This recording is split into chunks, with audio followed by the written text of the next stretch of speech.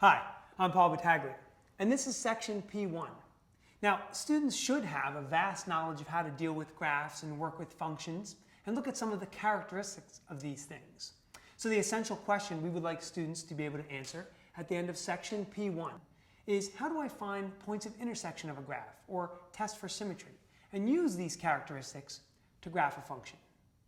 Now, a nice little activity I like to start off with right away when I deal with sections like this where I think students have a little bit of prerequisite knowledge is an activity I call KWL. So I ask students to take a piece of paper and divide it into 3 columns. On the top of column 1, we put a K. And what I then ask students to do is to write for me what they already know about this topic. In the second column, we put the letter W. And we say, now tell me, what do you want to know about this topic?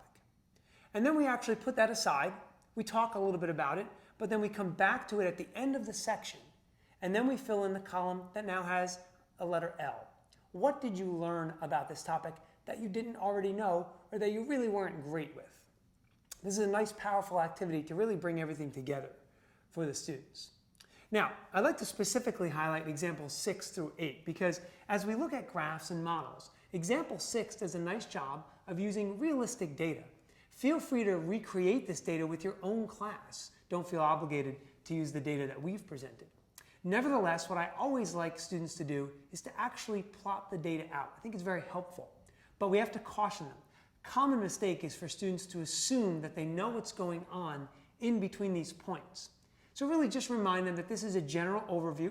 We're trying to get a general idea of the points and what they're doing. And we really can't make any assumptions about what any type of function might be doing or what the data might be doing in between points, and if we don't see the points particularly.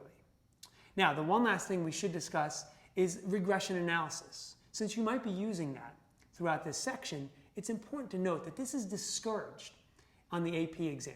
So caution students against doing this. All the while, though, we must be monitoring their use of their calculator. See, throughout the course, they are going to have to become more fluent, so what we have to do is make sure that they're not becoming too reliant, but yet they're not underusing it as well. So I hope these tips have been helpful, and I'm sure you'll find much success in section P1.